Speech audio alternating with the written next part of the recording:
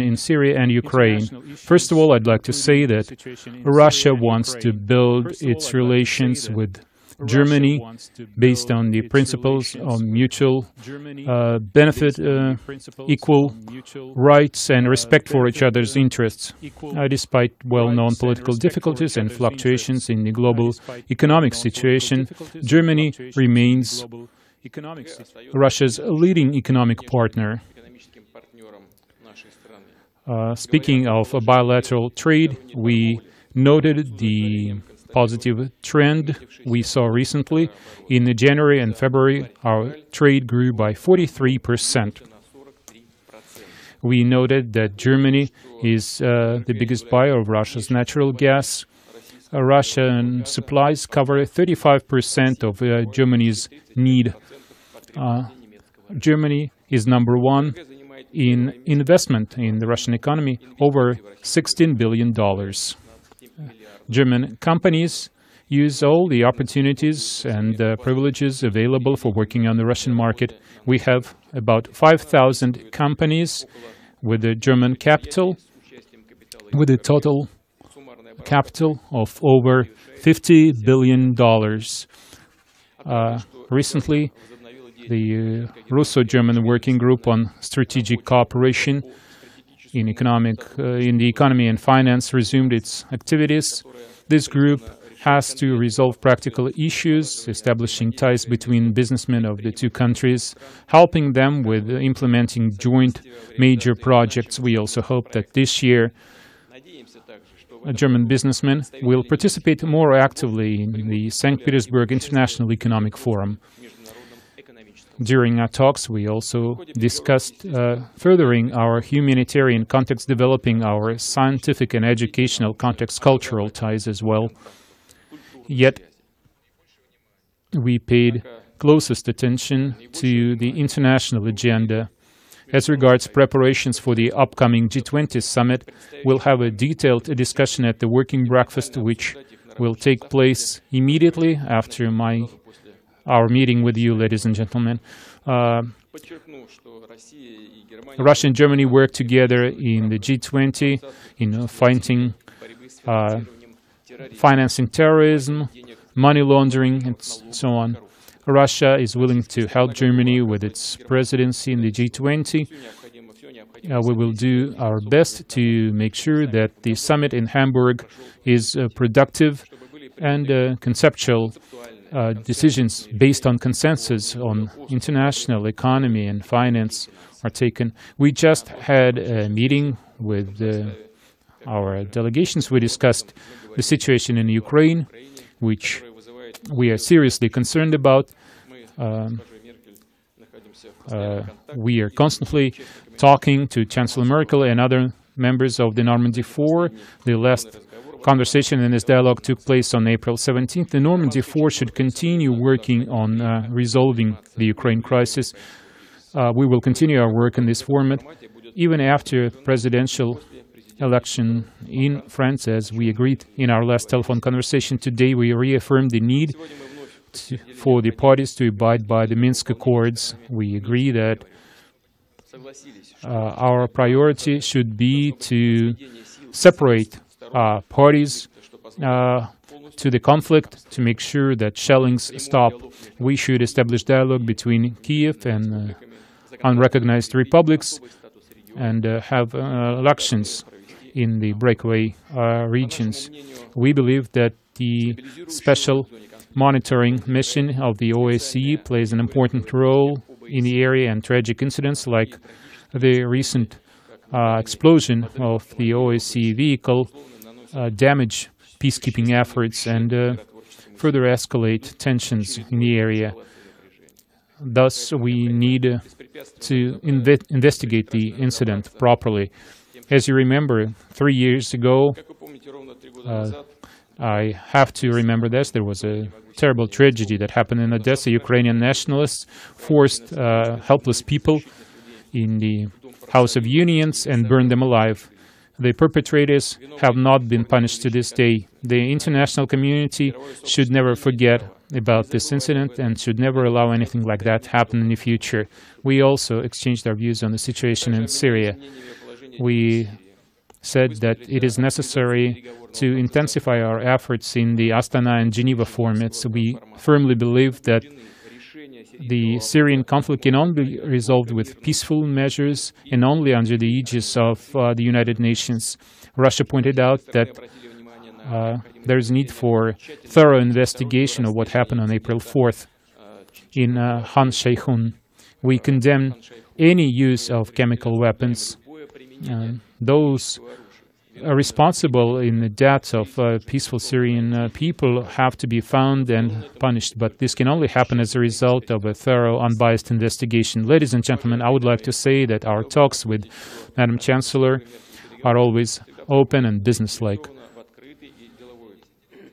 During the post-war decade, Russia and Germany went through a long and complex way of getting closer, and we should develop bilateral ties for the benefit of our two nations in the interest of peace and stability in Europe. Thank you.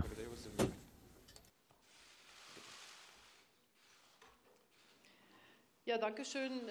Ich glaube auch, dass es eine sehr gute Gelegenheit ist, die Gespräche hier zu führen, und bedanke mich deshalb für die Einladung nach Sotschi. Wir hatten schon einen sehr intensiven ersten Teil, und ich glaube, dass wir auch in dem zweiten Teil, in dem wir noch intensiver über die G20-Präsidentschaft sprechen werden und andere internationale Fragen, auch dieses Gespräch fortsetzen können. Danke dafür, dass Russland ein konstruktiver Partner bei der Ausrichtung des G20-Gipfels in Hamburg sein will. Wir haben eine umfassende Agenda, und ich glaube, die Ereignisse auf der Welt zeigen, dass multilaterale Kooperationen, die von Vorteil für alle sind, heute dringender sind denn je, und in diesem Geist wollen wir auch diese G20-Konferenz vorbereiten. Wir haben begonnen mit unseren bilateralen Beziehungen. Hier haben wir durchaus erfreuliche Entwicklungen bei der wirtschaftlichen Kooperation. Für mich bleibt das Ziel, durch die Umsetzung der Minsker Vereinbarung auch zu dem Punkt zu kommen, wo wir die Sanktionen seitens der Europäischen Union wieder aufheben. To get to a point where we can lift the EU sanctions, but there's still a link. Also, we have bilateral contacts in economy and youth exchange, which I would like to remind you of. In 1 week, we are celebrating the 72nd anniversary of the end of the Second World War. 2 years ago, I came to Moscow on the occasion of the 70th anniversary, and I would like to remind you what kind of victims the Soviet Union occurred back then, and we must never forget these events, these historic events. This is the spirit in which we need to shape our relationships. I would like to thank Russia and the President for the fact that the honoring of war victims comes as a matter of fact. This means a lot. We talked about the development of the Petersberg Dialogue. I think the Petersberg Dialogue has become a forum in which it is possible to address also critical issues in an open way, and I attach great value to fostering exchange even if there are differences. In this context, we also talked about rights and possibilities of the civil society in Russia. I mentioned a topic, the Russian-German house in Kaliningrad. I think we mentioned some solutions. The process will come to an end soon, and I would also like to point out that it's very important to have the right to demonstrate in a democracy, and also the role of NGOs is very important. Also, we have had reports about bad treatments of homosexuals in Chechnya, and I urge the president to wield his influence in order to grant minority rights, like as is happening with Jehovah's Witnesses.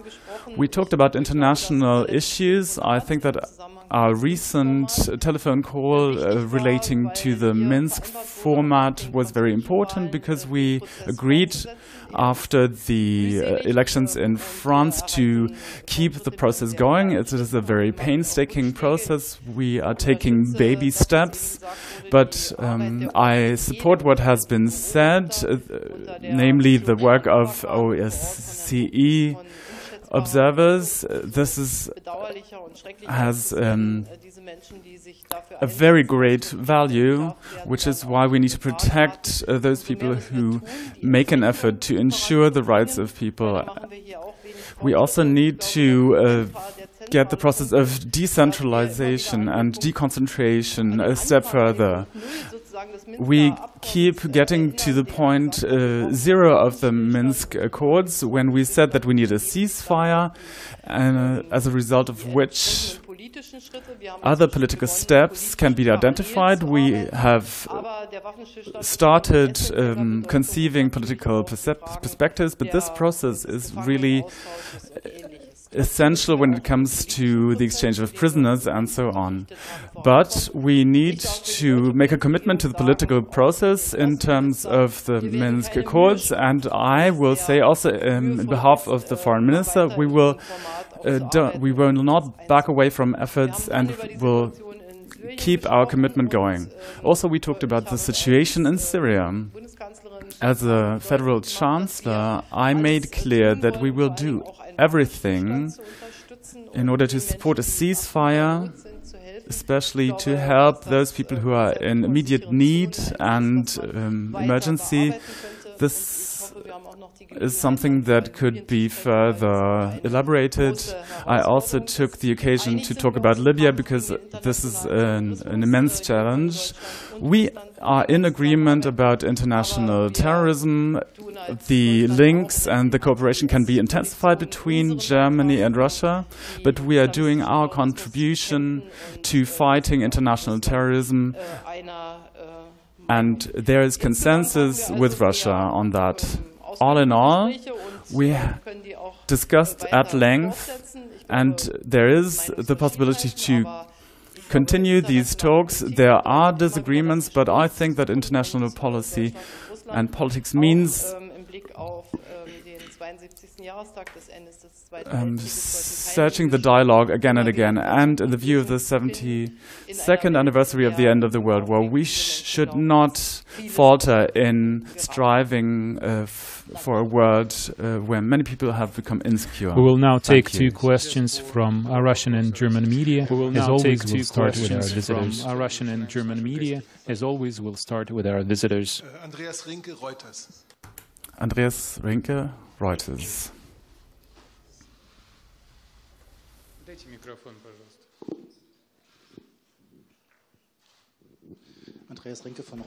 Andreas Rinke by Reuters.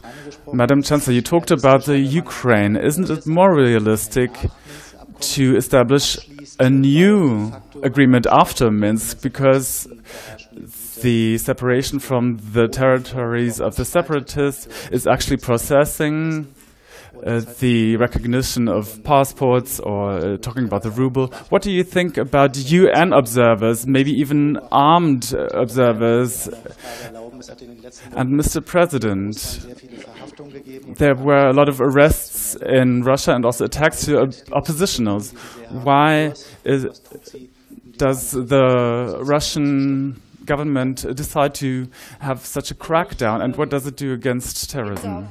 If I may start, I don't think it's wise to negotiate a new agreement at the moment. Within the scope of the Minsk agreement, we can continue our work. I'm not satisfied with the fact that there are further separating tendencies, for example, when it comes to recognizing passports from separatist regions.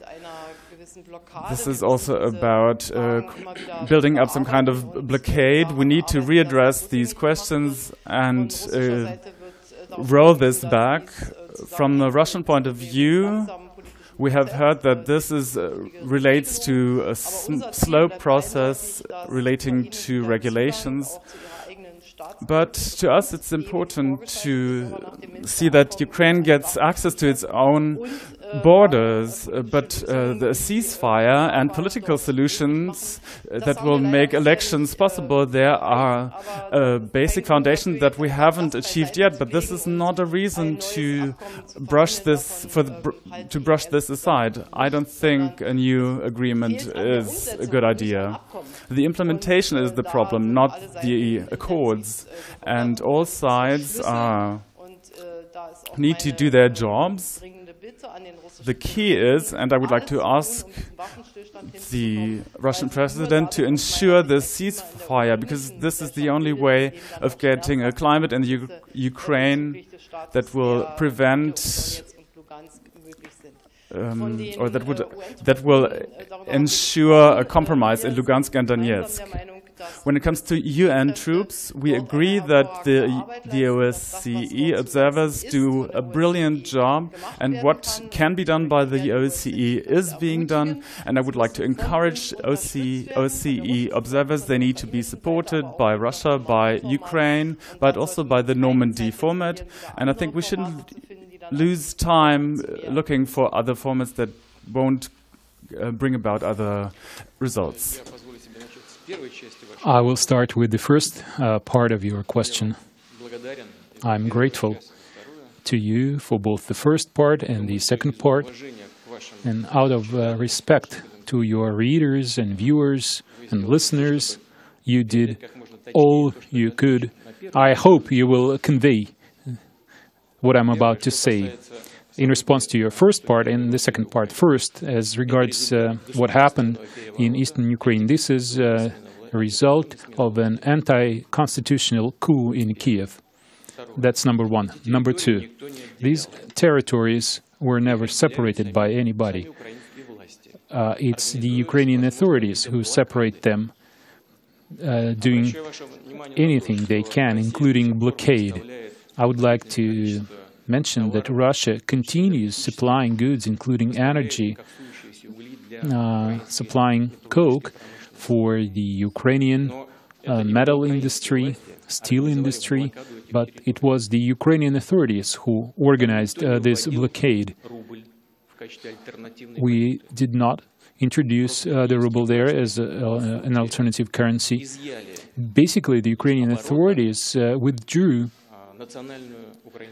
the Ukrainian national currency, the hryvnia, from the territory, and people living in those territories had nothing, no alternative but to use some other currency. And many different currencies are used there, including the Russian ruble, but because of special economic ties with Russia, of course, the ruble is popular there. Now, as regards privatization, or rather nationalization of companies, nobody nationalized those companies, nobody seized them from legitimate owners, but since those companies in the unrecognized territories were unable to get raw materials from Ukraine, were unable to ship their goods to Ukraine, people who work for those companies, for those factories, have to live somehow, and the only option was for their companies to go into administration. I want your readers, I want your listeners to know this. Nobody seized anything from anybody. And finally, how can those companies operate if they have absolutely no way to get at least some basic revenue from their business? Because the Kiev authorities suspended any kind of financial transactions with those territories. They don't have banks, they don't have the financial system, and all this on the initiative of the current Kiev authorities. Our partners in Europe mentioned at one point that they would be willing to help the Ukrainian authorities to restore normal operation of financial institutions there, but unfortunately, our partners in Kiev did all they could to make sure that those plans of our European partners were never implemented. So, what happens today is a forced measure. is a necessary measure. And I can only agree with the Madam Chancellor that we have no alternative and there is nothing else we can invent besides the Normandy 4 and the Minsk Accords. We can make no new plans unless we achieve certain results on what we have already decided in years past. As regards the OSCE, like I said in my opening remarks, the OSCE plays an extremely important role there, and we should do our best to help the OSCE work effectively there.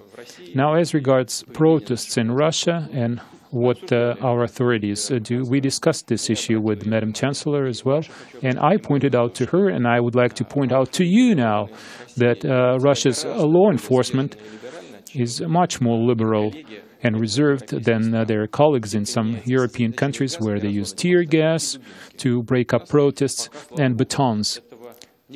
In Russia, thank God, we have never had to use those so far. Our law enforcement operates within the law and will continue to do so in the future. They will maintain order and discipline, but at the same time, they will also respect the rights of the Russian people to express their views freely. But everything has to be done within the law.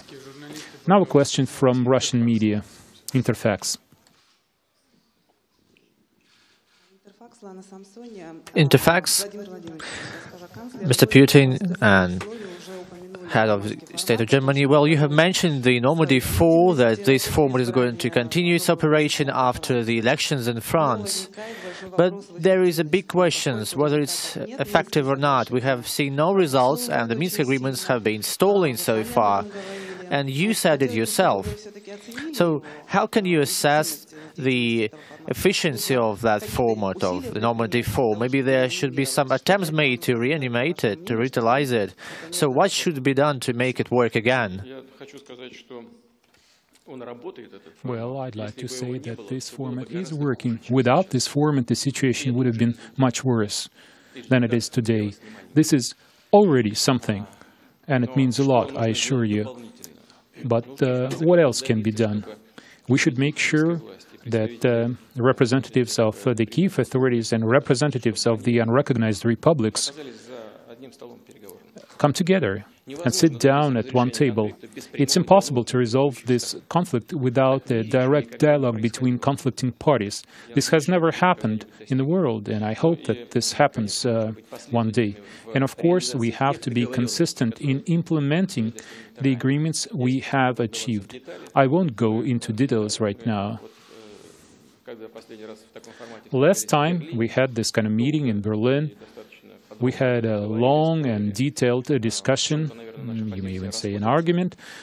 We disagree on some points, but I strongly believe that the current Kiev authorities maybe missed their opportunity to implement the Minsk Accords when they had a way to do so because of their political situation within the country. Today, they don't have that much room for maneuver because of certain circumstances, including the economic and political situation in Ukraine. But still, we need to continue with our efforts in the Normandy 4 format within the Minsk Accords. Like I said, we can't make new plans before we implement the plans that we have already have. From my part, I would like to say something. We disagree on the causes of this conflict.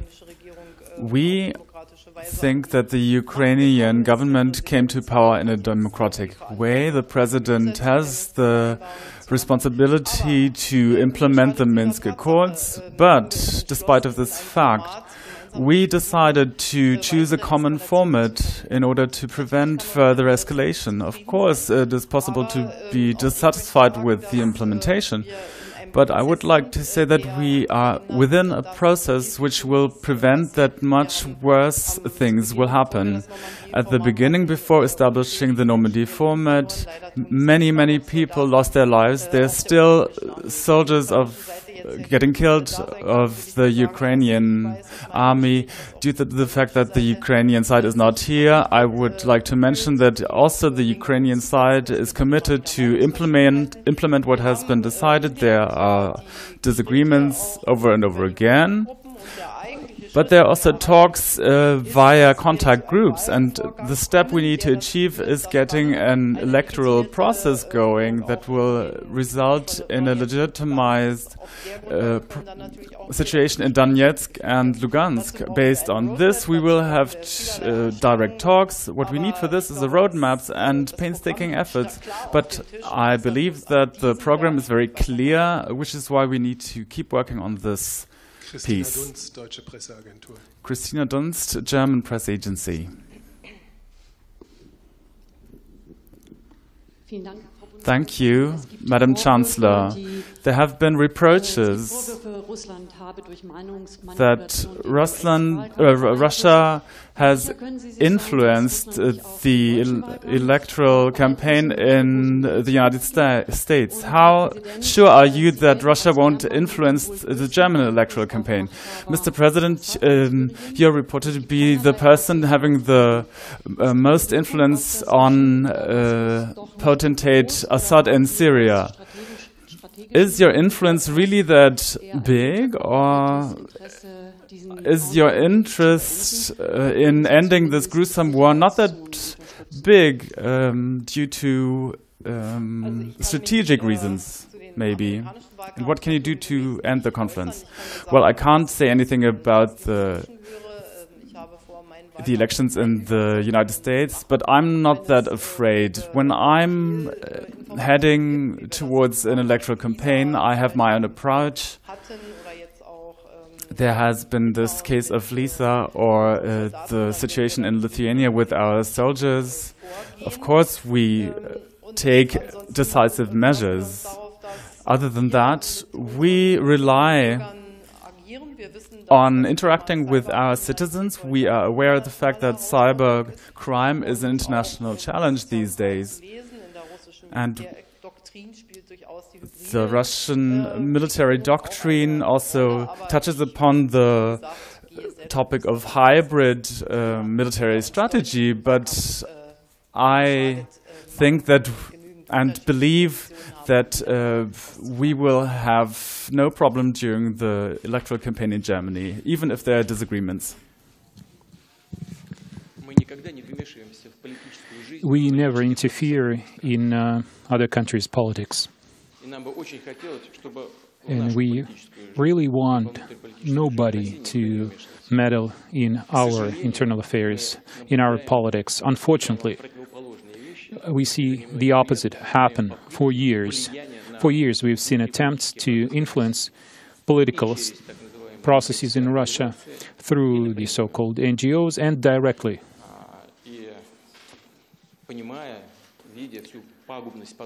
Realizing the futility of such efforts, it has never occurred to us to interfere in other countries' internal affairs. That's number one. Number two, you mentioned the example with the United States, but nobody has been able to prove this. These are just rumors used for internal political struggle in the U.S. And based on that, you make allegations regarding European countries, including such a friendly country for Russia as Germany. This is strange, to say the least. Finally, regarding Syria, it's the people of Syria who have most influence on President Assad. Of course, Syria is very much fragmented, and we see a lot of problems in Syria. We should create conditions for Syria to come together, for hostilities to cease, for this mutual destruction to cease. We need to create conditions for political interaction between all the political forces. What kind of conditions are we talking about? First of all, there is a need for ceasefire, and we were able to achieve that together with our Turkish and Iranian partners as part of the Astana process. We believe that this situation This ceasefire, this truce, has to be strengthened further, and this is what our representatives will work on in Astana tomorrow and the day after, together with the Syrian parties to the conflict, and we will also continue working within the Geneva process. Of course, without the United States, it would be impossible to resolve this problem effectively. So we will continue our dialogue with our U.S. partners, and I hope that we'll come to common understanding regarding the steps that need to be taken in this very sensitive area of the world today. Thank you.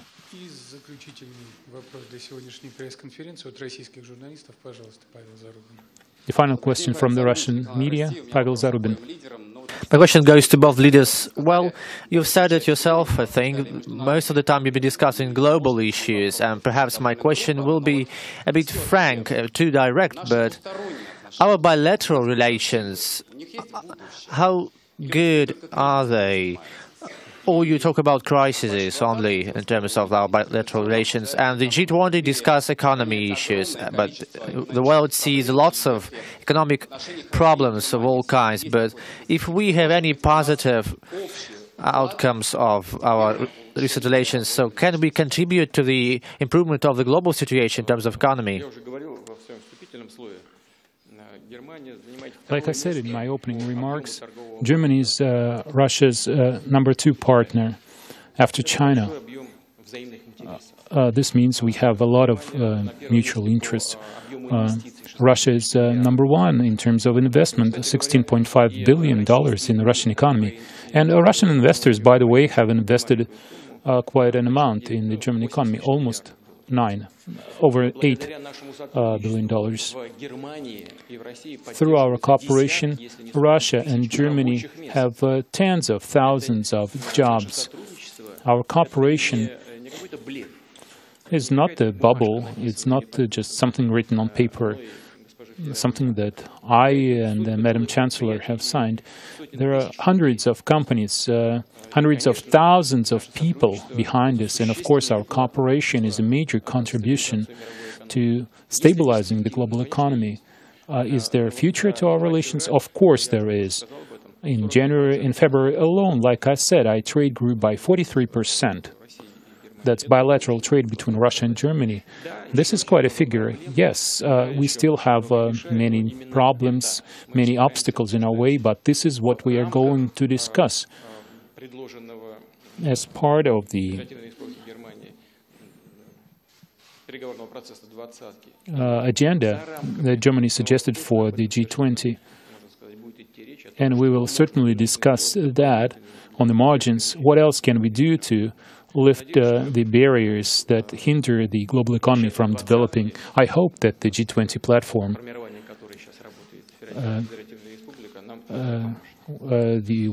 and Germany is currently working on the agenda for G20. I hope that this platform will certainly help us. In my opinion, even if there are serious disagreements in some areas, we need to keep the dialogue going. The President pointed to the question of how economic relations are developing. In science, there are long-standing and intensive relations, but the situation of people is so important. There's students on both sides, Russian students in Germany and vice versa. This could be increased in perspective. There's a really fruitful youth exchange. Even despite political disagreements, we should keep cultural exchange going, because culture is a way of getting people together. And I would like to point to the Petersburg dialogue. In Germany, there was a dramatic discussion about whether it is fruitful to keep working within the Petersburg dialogue. I personally, but also the former foreign minister, now Federal President Frank-Walter Steinleiter, made a commitment to keep this process going. Also, the Russian side agreed. And of course, these discussions are sometimes very heated and emotional disagreements. I think they need to be dealt with, they need to be tabled, because if we don't, the understanding of the other side will decrease.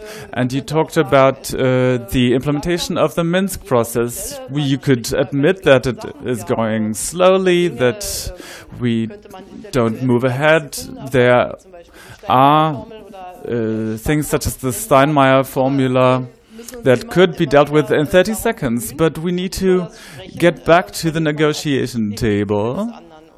And by talking, you maintain the understanding for one another, which is very important. If you look at the history of our both nations over the centuries, it is paramount that we go back, reopen the communication dialogue over and over again, and you always learn something.